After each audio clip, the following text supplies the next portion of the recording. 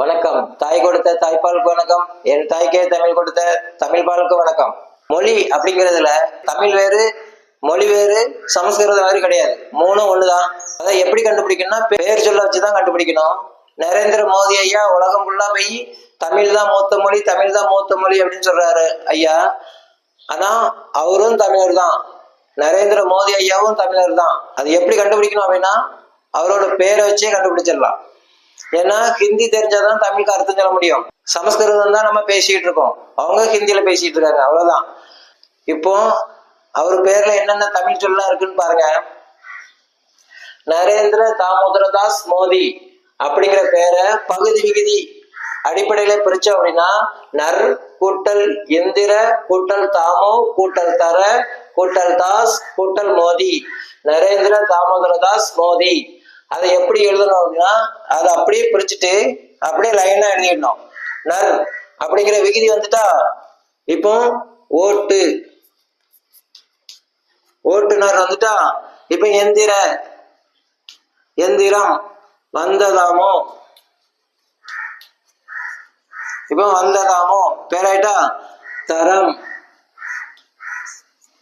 வந்துருச்சா, தாஸ் கூட்டலாம் தாசம், தாசம். அப்புறம் மோதி, இதை சொல்ல வேண்டியதே இல்லை, தெரியும். மோதி அலை, மோதிய கூட்டம், அலை மோதிய கூட்டம், அலை மோதிய பக்தர்கள் கூட்டம், அப்படி வந்துகிட்டே இருக்கும். இப்ப அவ்வளவு தமிழ் ஆகிட்டா. இப்ப இப்ப கேட்டாங்கன்னா அது சமஸ்கிருத பேரு. நரேந்திர மோடி ஐயா பேரு என்னன்னா சமஸ்கிருதம், அது வடமொழி. அதை பார்த்து பகுதி விகுதி அடிப்படையில பிரிச்சு எடுத்தா தமிழ் தான் வரும், தமிழ் தான் வரும். இவ்வளவு சொல்லு வந்திருக்கலாம். அப்போ தமிழ் நம்ம பேசுறது சமஸ்கிருதம் தான் பேசிட்டு இருக்கோம். சீமான் அப்படிங்கிற பேர் எடுத்தோம்னா இது ஹிந்தியில வரக்கூடியது.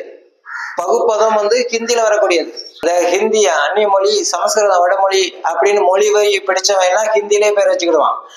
ஹிந்தியில பேர் வச்சுக்கிட்டு ஹிந்தியை திட்டுறது, திங்குற சோத்துல மண்ணள்ளி வைக்கிற கதை பாருங்க. சீமான், சீமான் அப்படிங்கிற பேரு தமிழ் பேருன்னா சல்மான்ங்கிற பேரு தமிழ் தானே. பகுபதத்துல வர்ற சீமான் அப்படிங்கிற பேரு எப்படி புரியுதுன்னு பாருங்க. இம் கூட்டலா சீமான், இதுல ஆண் விகுதி வந்திருக்கா, இதுல விகுதியில ஆண் வந்திருக்கா. அப்போ வந்தான், கேட்டான், கொடுத்தான், எடுத்தான், சென்றான், அந்தமான் அப்படின்னு வருதா. இப்படி விகுதி ஒன்னா இருக்கும், பகுதி மாற மாற பொருள் வேற வேற கொடுத்துக்கிட்டே இருக்கும். இதுதான் ஹிந்தியோட தன்மை. ஹிந்தி இப்படிதான் பிரியும். பகுதி விகுதினால அது ஹிந்தி தான். ஹிந்தி தான் 100% வரும். அப்புறம் பகாப்பதம் அப்படிங்கிறது நட்டா, அதுல அட்டாங்கிற விகுதி வரும், அவ்வளவுதான். அதுவும் உயிரெழுத்துங்கிறதுனால. அது மாதிரி பிட்டு அப்படின்னு பேர் வைப்பாங்க. வடமொழியில வடக்க இருக்கிறவங்க எல்லாம் இப்படிதான் பேர் வச்சிருக்காங்க. ஜீவன் ஓரம் அந்த மாதிரிதான் பேர் வைப்பாங்க. அந்த பிட்டுங்கிறது அதுல இப்பு கூட்டல் ஈ வர்றதுனால இட்டு, அவ்வளவுதான். அதோட நின்றுடும், அதுக்கப்புறம் பொருள் தராது. இவ்வளவுதான். இந்த பகுதி விகுதி அடிப்படைய சரியா பயன்படுத்தி சரியா சொல்லி கொடுத்தாதானே பிள்ளைங்களுக்கு தெரியும். அப்பதானே மொழி அரசியல், சீமான் மாதிரி மொழி அரசியல், மொழி வரி பிடிச்சவங்க வரமாட்டாங்க. சீமானே சக்தி மசாலால ஹிந்தி இருக்குன்னுட்டு வேட்டியை உயிரிஞ்சு போட்டு ஆடினார்ல. இப்ப அவரு நாம் தமிழர் கட்சியில இருக்கிற பேரு, நாம்னா என்ன, கட்சி தலைவன் பேரு என்ன பேரு, நாம் தமிழர் கட்சி. கட்சி பேரு தமிழ்லயா இருக்கு, கட்சி தலைவன் பேரு தமிழ்லயா இருக்கு, கட்சி சின்னம் பேரு தமிழ்லயா இருக்கு. ஆனா வைக்கிறதெல்லாம் ஹிந்திலையும் சமஸ்கிருதத்திலையும் வச்சுக்கிட்டு தமிழை தடவுறீங்களா, ஹிந்தியை திட்டுறீங்களா, என்னையா உங்க நிலைப்பாடு? அதான் சொல்றேன், தமிழ் தேசியத்தை ஆதரிக்கிறது ஒண்ணு, நாம் தமிழர் கட்சி ஆதரிக்கிறது ஒண்ணு, நீங்க சுடுகாட்டுக்கு போறதும் ஒண்ணு.